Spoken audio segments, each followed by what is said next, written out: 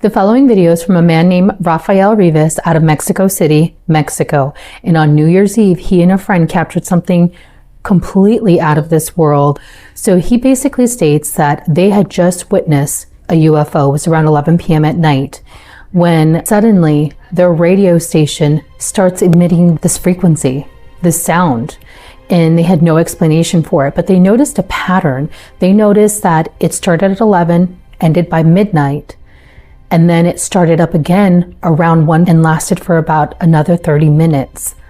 Again, this was after they witnessed a UFO in the sky. And it is interesting to note that we've seen this before. It happened recently here in the United States.